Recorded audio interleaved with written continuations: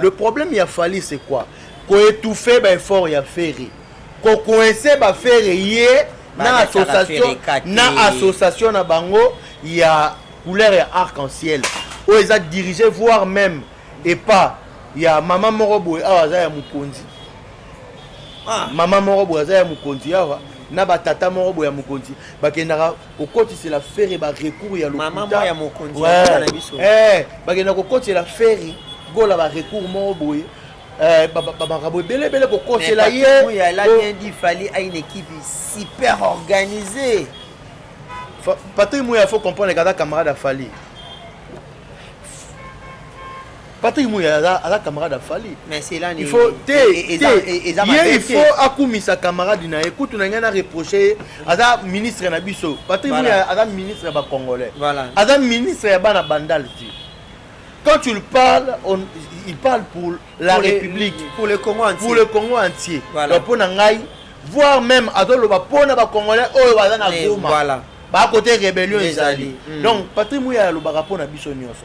Un mot fois ça la différence entre moi na bandal ami artiste Fali Ipupa na ministre oyo na fonction officielle na député oyo biso bana funa to vota. Bonga pe na moi na funa. OK.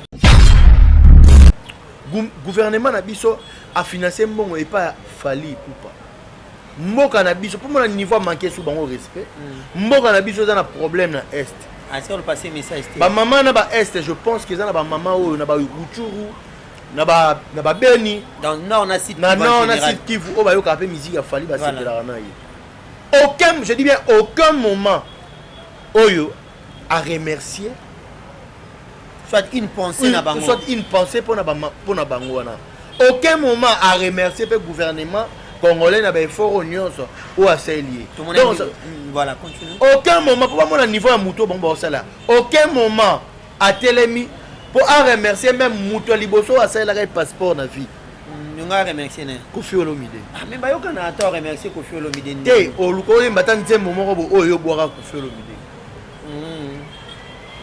Ata oh Didi Stone tikamba zuwa mama e ozali se yo moko na motema mopao mokonzi nde biso toyembaka mayebisinga wera sane po atambolaka na sisa chéri alingi atangi concert atangi kombo ya wera son indirectement po public osala nini eganga bis makambo tozomona oyo en tout cas gouvernement na biso ba changer pour congolais nyonso il faut bénéficier na mbongo ya gouvernement congolais. Et ça quand que ba artiste mususu ba zora ba mbongo ba mususu ba financer bango notamment ils ont héritier wata na pèse exemple. Net garçon le héritier wata. Moi na ba financer na gouvernement congolais. Mais musique et malonga betarata mais il y a un gars dans ces pays comme Fabregas.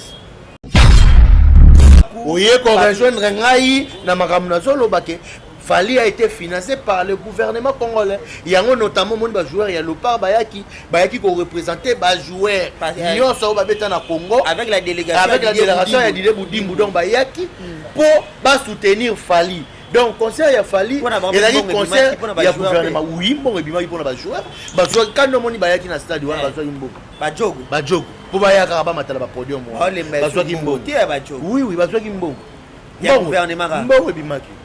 Même ba comédien na nyoso mona bazwaki bambongo bazwaki mbongo o ezaki pena na frère ya gouvernement ke batukingani bo baboya bien budgétisé bongo bo sala pona ba faire rigola te pourquoi bongo sala pona Kofi Olomide pas na stade awa les 12 aza les 12 awa juillet le juillet nani na stade Roi Baudouin na Roi Baudouin total la personne bo sala pona Kofi Olomide o mona ke bo sala ngoti o mona ke bo tchaki mutema mabe ezaka na mutu mo bo c'est-à-dire ni comme na association moko boya batu basala association na bango wana basala oui soki oza na kati association wana te bakopesa mpe makambu te manda chante sa lobango OK manda chante lobango na émission babi vie il faut makambu oza na réseau te réseau yango ezalaka nini oyo nga fona azala te yebite réseau cellulaire faut ata réseau cellulaire namona oyo nde tomona bavodacom banini RTL eza ni réseau nini est-ce que faire les la club d'amis au tonné yango tozolinga toyeba ezalaka réseau nini yo bango baza en tout cas namona bongo bongo bongo namona bongo Vejosa pena d'après chanteur il y a Makasi te pena Vejosa a pena grand chanteur na histoire te na nenga mabete na fingité na lobi mabete mais na nenga ba histoire ya musique congolaise Josa Nyoka Longo a grand chanteur te dala Ramona ba wera Josa Nyoka Longo a Ramona ba wera a Ramona ba waze quoi j'ai firé baba Ramoko on va prendre la preuve so Olandi Suzuki Buzubu ndenga yembaka ayembaka na Zolo ndenge moko na Nyoka Longo momona Suzuki Luzubu chante mie voilà qui va vivre na Nyoka Longo donc pour moi na moi n'a rien de spécial et alors que vieux ayota la petit na ye attaque au moins contrairement ya ndenga yemba na Yusundu moi Yusundu na yemba Yusundu moi ça va talab na Yusundu na yemba des rêves moi ça va moi na Yusundu ndenga yemba moi na Yusundu a gagné biso donc ça veut dire invité de marque oyo bobengisi Vejosa a police biso face invité de marque oyo aza étranger ok so bengisa Koffi Olomide tu peux un exemple so bengisa Koffi Olomide yakiwa bayokana ata bengsende soki obengisa ki JB Mpiana yakiwa bayokana akena ba JB po wera abengisa te parce que mais badbandozi la présence à wera mais en soi fali alinga bata wengete ngana fana na bato ya fali ba lo ba fali alinga bata wengete akofula bata wengete po bata wenge ba la bengra boya nga fula wera po badbandozi la présence à wera yemo fali alo ba botande ba sala affaire ibonga ba sala ngandini okay ayibisa batu na ye badeta yimuna ndi ba fiana ba sala affaire ti petit na bango pena wala petit na bango mais on sala ba makambo danger mi ba ndi meti mais ba yo ndi manga po ba suisa affaire mute ma passe keba so na continue na bango bakozindisa nga pe ba vie no moni oui ya moni ba matisi sai un comédien mais wera ba pesi invitation te atikolo matate héritier ka ba kosi featuring na Facebook ba la que fait yo bena un artiste un grand artiste ok dans la partie oh ba na papier na bango partie oh ba na papier na bango contrat bo na mesa bo sali contrat mais yo ba la que featuring na Facebook na commentaire ça la sabela que ola bena donc musicien pena ya tina te pena ya balabala donc la niveau na yo ya ngwana ba la que pena niveau na yo ya ngwana mais tu t'en réjouis lobi na ngapa une émission bani ko critiquer Ferrego na ko Lobi na sele donc au moins que mutu moko bonire asa na perte ya mémoire mutu moko bonire asa na perte ya ngala ba héritier asa na dépression voilà asa na perte. Merci beaucoup Lobi. Soyez le bienvenu sur Tariq Ngangu officiel, la chaîne d'information qui vous informe en temps réel. Kinshasa, capitale de la République démocratique du Congo, lundi 4 mai 2026, le 5e mois de l'année. Année Mikolo Pezo Kende Mwambangu, Tariq Ngangu, le richissime journaliste en Zambé, à la présentation de cette grande émission culturelle dont nous vous informons sur toutes les informations liées à la culture. Vous savez bien que la culture reste dominée par ce grand événement du week-end dernier. Fally Ipupa, double stade de France.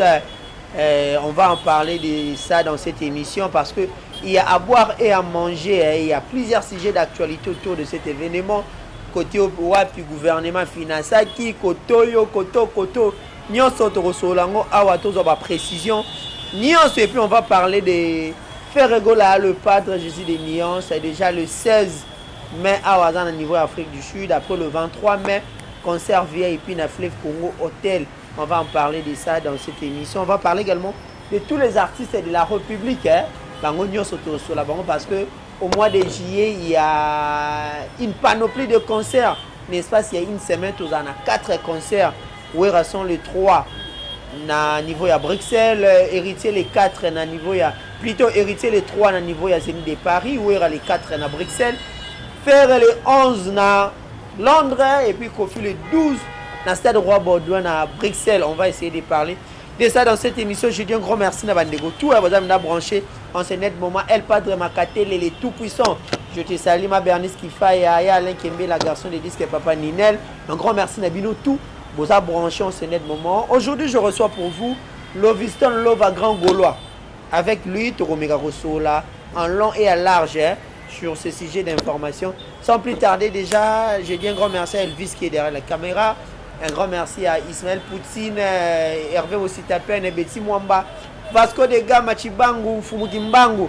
Et puis Kobo Sanarate, mince et sana, incorpore sano, l'homme sain, hein, un corps sain dans un corps sain.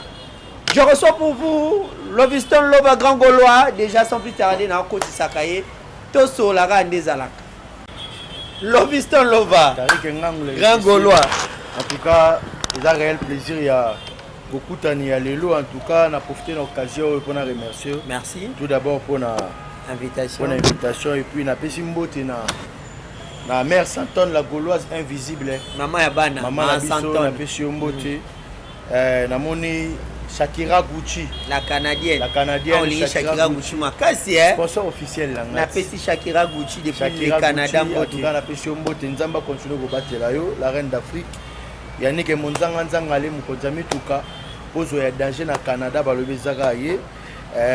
Il y a Alain Kiama. Louvre numéro 52. Boutique Triomphe. Boutique Triomphe. Babi Molat ici à Solo. En tout cas, héritier Basile le boss. On a fait Mbote Aigle Bilamba. En tout cas, Oumela, mon épée maman Bernice qui fait. Voilà, maman. Apesi Mbote. Ma Bernice. Ma Bernice apesi Mbote. Na pesi Mbote. Na batu tout va continuer pour l'anda biso. En tout cas, Tariq na za awa disposer pour na royamba ba question na yo. Na pesa pe lo laka po lelo. Babi émission à moi trop scientifique. Voilà, merci beaucoup Loviston Lova. Un grand merci à Mamadi Wembo Béton, hein, Maman Abana. Depuis Paris, je vous salue, Gauloise des luxe et des hautes factures. Loviston Lova, la culture congolaise, tout en actualité, hein, la culture congolaise a été à l'honneur le week-end dernier, les samedis, demain ainsi que le dimanche 3 mai. Stade de France pour la première fois et vibrer dans le rythme et la musique congolaise. C'est-à-dire dans le rythme de la rumba, au senti bien ah nana tout senti qu'il y a dans le Stade de France. Déjà, Loviston Lova, quelle est ta lecture d'abord par rapport à concert à Liboso et à Congolais dans le Stade de France? Bon, lecture, il y a aussi là, en tout cas, pour Nangaï, na féliciter tout d'abord courage wana artiste. OK. Voilà. Faut te féliciter. Voilà. Donc féliciter bon. Pour le courage pour petit douana. Voilà. Mais du moins l'artiste n'a pas été clair avec nous. Non, il n'a pas été clair comment? L'artiste n'a pas été clair avec nous. L'artiste azalaki verdict na bisoté parce que configuration bisoto s'attendait na ngobeta na concert wana. Yango te tout le monde. Oh mais tout le monde le stade était plein. Configuration du stade ezalaki plein. Yango na lobby. Ba podium na simès vide, babi na sima ba chaka. Aucun concert notamment au Stade de France na sima batu bazala. Yo za na concert ya otala ba concert ba Bette Gibbs. Otala ba concert ya ba Momio États-Unis on a na Betara. Était au mususu wana Beyoncé otala ba concert ba Beyoncé. Si otala ko concert à Beyoncé, na concert ya Fally place on comprendre que Fally azoko sabiso makasi. C'est un brave. C'est quelqu'un de courage, mais quand même courage il faut ils allaient accompagner la vérité. Donc ils ont la rationalité. Ils allaient voir la rationalité. Faut sabiso que bon, ba Congolais, ngande on a bino Fally nazo représenter Mboka mais nazo beta 25K. Yo pour na beta 25K. Oui oui. Ba beta ba 40 000 dada au bank c'est 25K. Te abeta 40 000 dada te moi te créer là mettre Gims problème ba finga papa et mettre Gims. Parce que mettre Gims ça rien la vérité. A dévoiler le kutana ba. Donc pour moi Fally c'est un gars à féliciter mais Azara quand même rationnel, Azara quand même mutumoro boy, il y a vérité.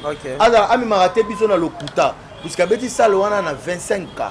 Et puis pourquoi ka koluka ko deuxième date et le mituna na mituna ki. Mais il y a une forte demande de la population. Non, il y a une forte demande. Non, il y a une forte demande de la population. Te zalai kaka na bateau ba bimisela ki mbongo. Nde ba silgera ki ke. Loko ya mo concurrence moko ezali. Bateau. To pesa ye, oui. Mais bah si ça. Bateau ba bimisela ki mbongo. Donc nde ba mona ke loko la mo concurrence ezawana to bimisela grand, to jouer sous deuxième date. Loviston Lova, tu as soulevé un point très important. Quand tu dis bateau, nous tous, tu as vu que le concert de Fally a été produit par une maison de production. C'est-à-dire Fally a un producteur dans un événement. Quand tu viens dire que non, bateau, bateau, on a banane. Ceux qui producteur a un événement, jamais producteur à Golinga. a soldé billet au sombi billet mort va payer billet mort il y a ba stratégie au sombi des billets va payer des billets je ne pense pas il y a ba stratégie et puis na montant au ba bimisa pona au l'ouest de France pona pour équiper et puis na des jours wana 6 millions 840 voilà. 000 euros. Il y a 6 millions. Et puis, vous avez salé à 25K.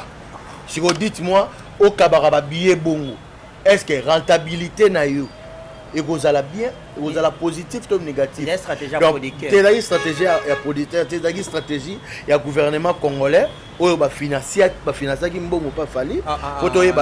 La preuve, le gouvernement congolais a financé comme ça. Oui, je confirme. Moi, je confirme que le gouvernement congolais a remis l'argent, a remis le moyen, a doté les moyens à l'artiste Fally. Il peut pas. Tu peux nous prouver cela? Oui, oui. Il y a mon ministre de la communication, tout le monde qui est total qui est. Alors, qui nuance presque le gouvernement congolais et le président de la République. Et puis, il y a un journaliste de Yebi, source Napesi Jonathan Bilari, qui avait dit le membre du gouvernement ont effectué les déplacements na frais à gouvernement congolais. Dans mon gouvernement congolais. Bah les influenceurs qui na mbongo ya. Te otoke non ba membre non ya gouvernement. Notamment ba ministre ba nan frais de monsieur Bimaki qui bazo qui des concerts et artistes mo congolais. À part ça, ministère de la culture abimisa qui frais pour les influenceurs, tout le théâtre, source Jonathan Billar. Source Jonathan Billar. Et puis, ce que l'on a moni à ma baie, Tariq, pourquoi seulement qu'on bimisa pour un événement à Fally? Mais alors, l'événement, aux allons voir l'événement, 49, oui, 49 fait rigoler. L'ampleur à Stade de France, c'est le roi Bassal, ils ont sauté. Tariq, ampleur aux allons faire à Québec à salle, il y a 20 000 places. Fallait que un stade. Il y a 80 000 places. Il y a 20 000 places. Tu vois, il y a une différence entre Fally et Ferry. Dites-moi. Différence ni tout ça. Fally a invité sa réalisation.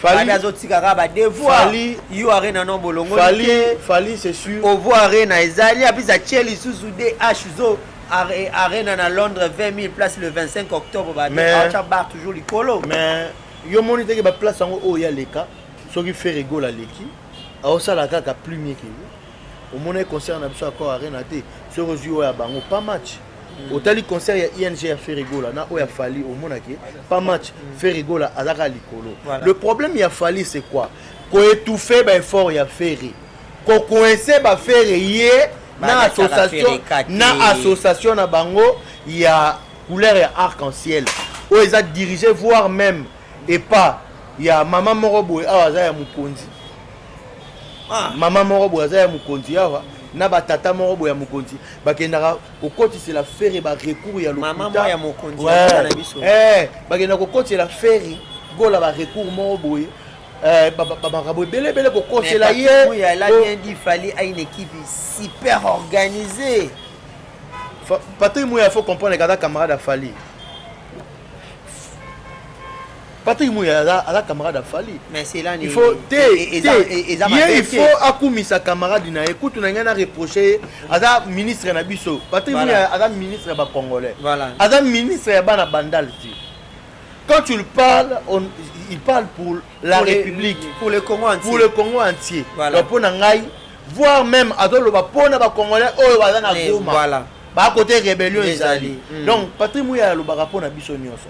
Un mot fois ça la différence entre moi na bandal ami artiste Fally Ipupa na ministre oyo na fonction officielle na député oyo biso bana funa to vota. Bon appel na moi na funa. OK. On comprend. Donc Patrick Mouya azo y na TV pour Aloba et puis le moment boyeba yebe logo. Gouvernement na biso a financé mbongo et pas Fally Ipupa. Mboka na biso pour mon niveau manquer sous bon respect. Mboka na biso dans un problème na est. Est-ce qu'on passer message ba maman na ba est je pense qu'ils ont ba maman o na ba Uchuru na ba Beni dans nord na site na nord na site Kivu o ba yo ka pe musique ya Fally ba c'est la na yi. Aucun, je dis bien aucun moment oyo a remercier soit une pensée na bango soit une pensée pour na bango wana. Aucun moment a remercier le gouvernement congolais na effort nyonso ou aseli. Donc voilà, continue. Aucun moment pour moi niveau à muto bon ça aucun moment à Telemi pour remercier même muto liboso à ça la passeport na vie. Nous nga remercier né. Kofi Olomide. Ah mais ba yo kana ta remercier Kofi Olomide. Té oluko mbata nzembo moko bo oyo boira Kofi Olomide.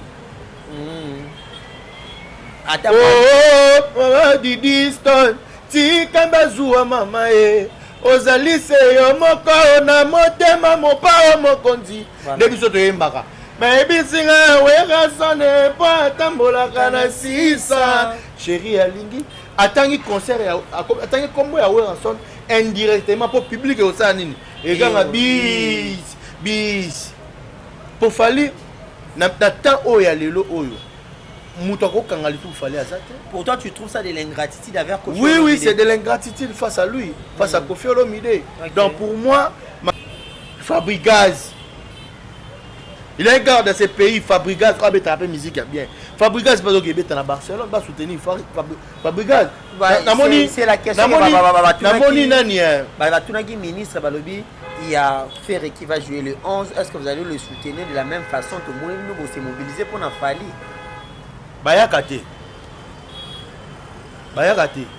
Ferry banda Adidas Arena.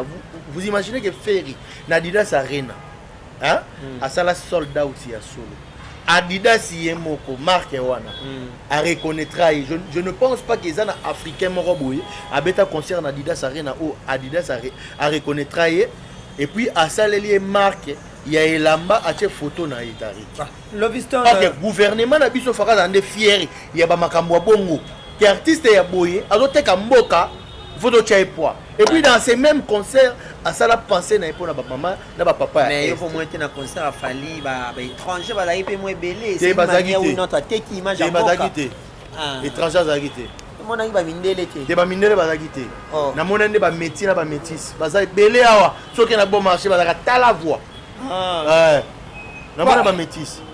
Loviston Lova, toi tu es un artiste et musicien. Nous avons parlé sur le plan, il y a mobilisation. Toi tu as parlé que le gouvernement congolais a pu soutenir Fali pour pas.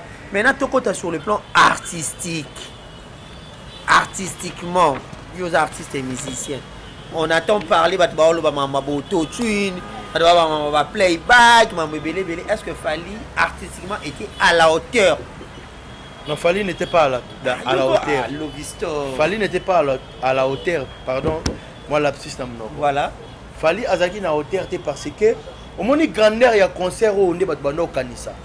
Pour les concerts mon roboé il y a grande envergure. Voilà. Battu kanisa pena que loko nenge zaboé. En tout cas érotique à makambu. Mouton nenge zaboé azoteka nembo kanabiso. Azoteka la rumba congolaise. Mais alors que Fali Ateki rumba congolaise. Oh. Oui. Non, il a été plus. Non, il a été plus. Dans genre il y a musique oyo, et beta maralibanda urbaine. Mais alors qu'il fallait dans Moutoumoro boy, fallait beta la musique ne concerne de tout bana beta kala. Donc on avait la version wana ya kala. Artistiquement il était pas fort. À cause ça la yango te parce que ça forti. Pour utiliser dans autotune. Mais c'est une raison c'est tout à fait logique. C'est la honte. Il y a la live, mais instrument bois qui yo. Donc, et qu'on peut sous problème, elle va monter ba image, elle va sangisa ba audio dans un studio pour ba mixer, ba masteriser. Il y a un moment il fallait a du mal à rebimisa ba image na la TV. Pour ba quoi que ça la kebele, ko lu rebongisa ko modifier ba quoi ko wana. Pour bimaneni. Donc, c'est un rapena temps, il y a un moment la plupart ba concert à bêta et bimarati. Mais biso a fait rigolo là où tu veux t'accord arena. Mais calamité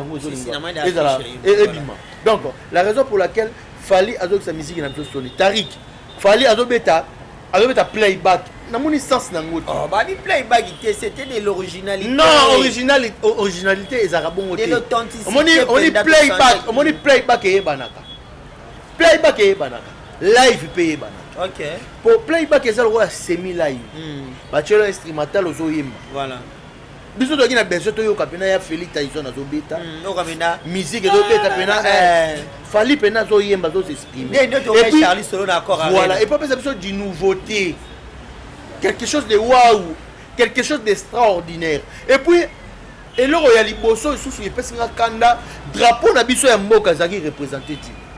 mais ba congolais bazana ba drapeau non congolais te ye moko fali na podium na ye atana on eza atana ba écran géant wana ba écran baza ko sala tchata nini ata vidéo po mbongo yo zu ya gouvernement insérer atana vidéo drapeau ya mboka Congo insérer atana vidéo ba FRDC ne bazo sala ba publicité na bango wana ya ba FRDC tombola mboka mais tout monde ba jouer Léopard bazaki wana Chancel Mbemba les capitaines na ba ndeko nyonso tout ba Roki Bushiri ba Lionel Passi ba oye ko rejoindre ngai na makambo na zolo bake Fali a été financé par le gouvernement congolais. Il y a notamment des joueurs, il y a Léopard Bayaki qui représenter des joueurs. Ils sont au Congo avec la délégation il y a Didier Boudimou donc Bayaki pour soutenir Fali. Donc conseil a Fali et là il conseil il y a gouvernement oui bon et bien il pour les joueurs. Les joueurs quand on Bayaki na stade wana bazwa imbo. Bajogo. Pour Bayaka ba matala ba podium. Bazwa imbo. Oui bazwa imbo. Il y a gouvernement Mbo et bimaki. Même les comédiens qui sont au monde, ils sont bambou. Ils sont bambou. Oh, ils ont un frère gouvernement qui est un budgétisé.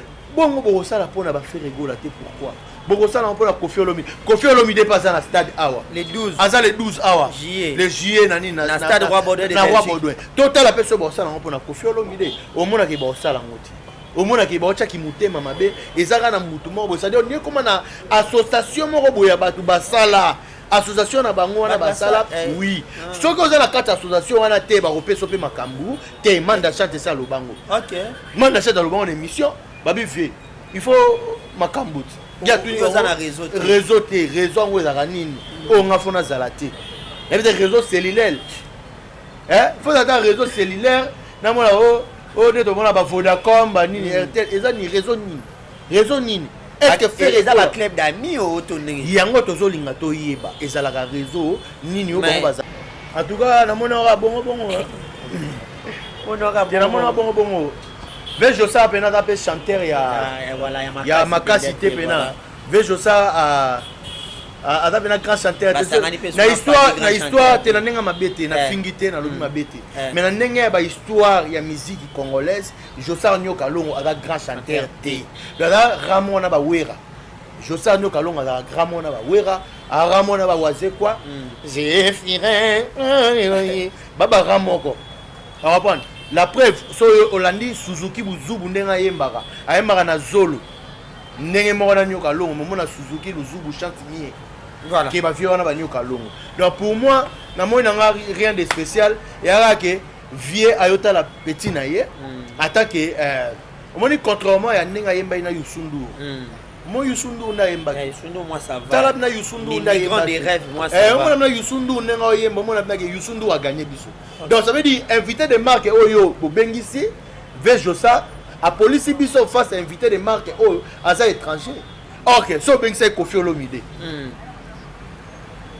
tu peux citer un exemple so bengisa Kofi Olomide yakiwa bayoka na ata bengsende soki obengisa ki JB Mpiana yakiwa bayoka na akena ba JB po wera abengisa te parce que mais bando il avait présence à wera mais en soi Fali alinga bata wengete ngana fana na bato ya Fali ba lo ba Fali alinga bata wengete arofula bata wengete po bata wenge ba la bengra boya nga fula wera po bando il a présence à wera Fali alo ba botande ba sala affaire ibonga ba sala ngandini OK ayibisa batu na ye badieta yimuna ndi ba viana ba sala affaire te petit na bango pena wala petit na bango mais on sala ba makambo danger mi ba ndi meti mais ba yo ndimanga po ba suisa affaire mite ma passe keba so la continue na na bango ba rozindisa nga pe ba vie no moni ba mama to ba na soni oui ya ngo ba matisi sai un comédien mais wera ba boyo mais wera ba pese invitation te atikolo matate héritier ka ba cause featuring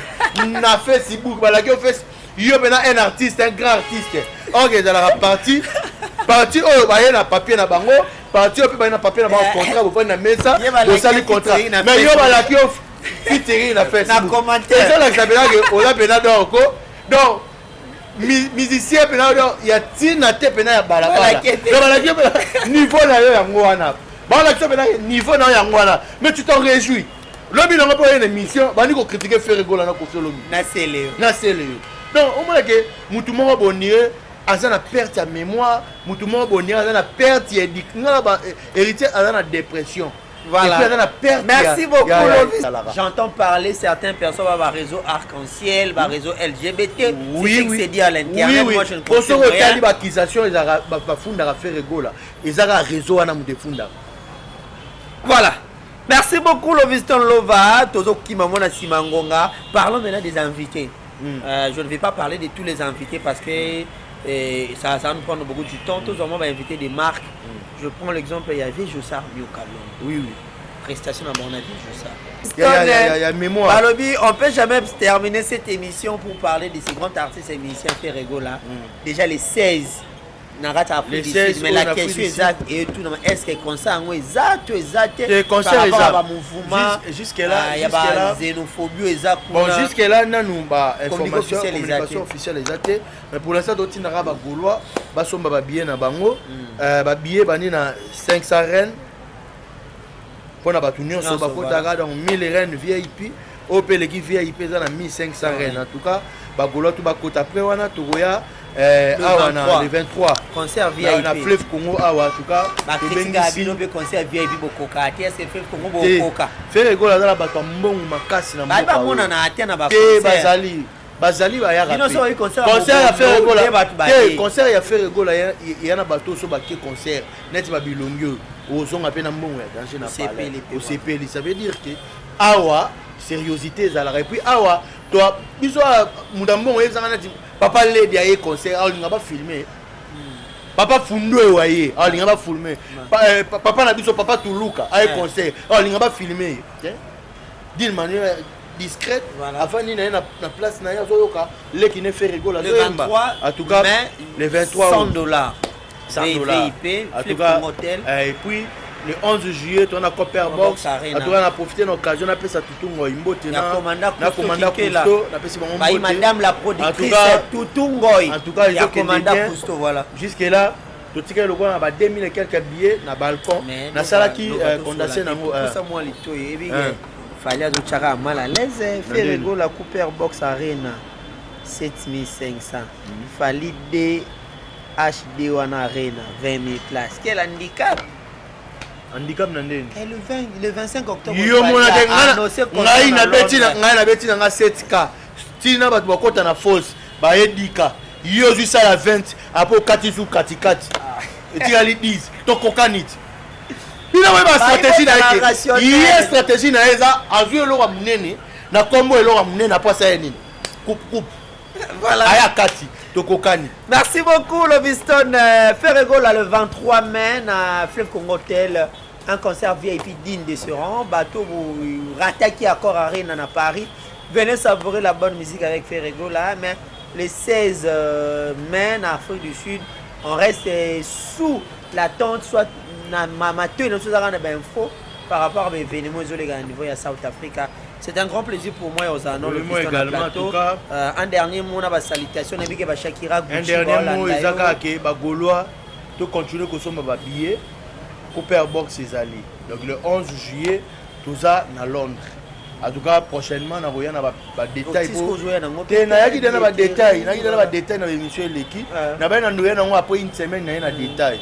Donc je pense que semaine prochaine, c'est mise à jour de Salami. On va en tout cas, tout ça l'émission. En tout cas, voilà, merci beaucoup à tous ces gens qui nous ont suivis. Nous sommes en direct sur Taringango officiel, cette grande chaîne d'information qui vous informe en temps réel. Merci. Nabino Benagnon surtout, merci. Na mama Diwembo Beton, ma Bernice qui fait yanga ya kati ya motema, maman Madiwembo, maman Arlo Matumbongo, ma Clotilde des plafonds à Rennes, ma Clotilde des bonnes de plafonds à Rennes, ba maman tout bolinga Tarik nga on appelle ça mbote et puis venanga héritier voix ma douche congolaise na lela yo mabe ya héritier. Tiens voix ma douche congolaise, un grand merci à Alain Kembela. Garçon de disque, un grand merci également à El Padre Makatel le tout puissant. El Padre non sensi yote mikolo yo bambote. Na bino bambote na batutu batutu bena bolinga rabiso. Restez branchés sur Taringango officiel, abonnez-vous massivement et puis salutations spéciales. Tabandego tout on a bango derrière la caméra. Na moni Ismaël Poutine là déjà. Na PC mbote Vasco de Gama Chibangu babiki mbangu. Pambotino Hervé Boussitapen, merci pour les services rendus. Un grand merci à Elvis. Betty Mwamba ainsi que l'homme saint. Merci Nabino Tout. On se voit prochainement. Au revoir.